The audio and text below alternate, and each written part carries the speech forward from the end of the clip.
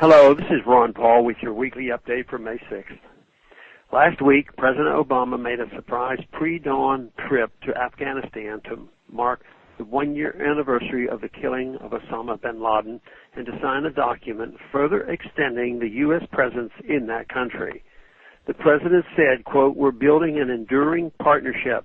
As you stand up, you will not stand alone," close quote.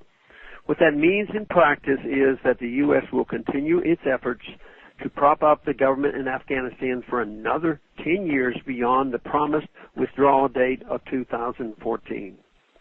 To those of us who believe the U.S. should leave Afghanistan immediately, the President retorted, quote, "We must give Afghanistan the opportunity to stabilize," close quote.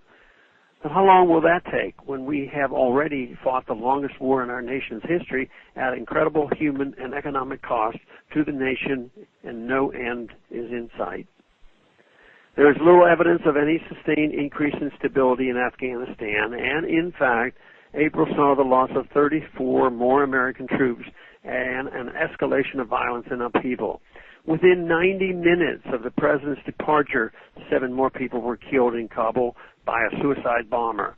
It is clear that our presence in that country is not creating any real stability. With Osama bin Laden dead and the al-Qaeda presence in Afghanistan virtually non-existent, we are reduced to a nation building in a nation where there is no real nation to build.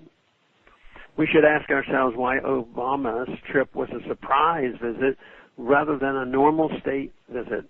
The reason is that after 10 years, it is far too dangerous to travel in or out of that country. Does that not speak much more loudly than the President's optimistic words about the amazing progress we have made in Afghanistan? What does our enduring commitment mean? Ask the South Koreans, where the United States has maintained an enduring commitment of U.S. troops more than 50 years after hostilities ended.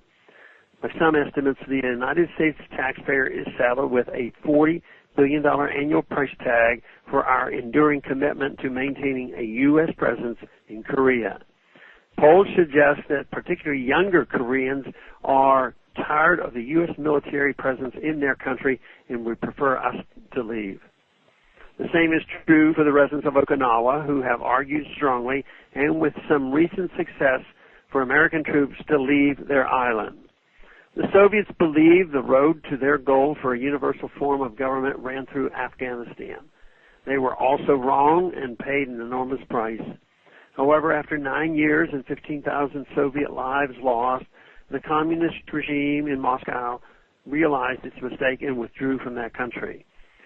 The Soviet withdrawal was complete in early 1989. The Soviet Union by that time had further plunged into economic crisis, fueled in great part by its commitment to maintain a global empire of client states.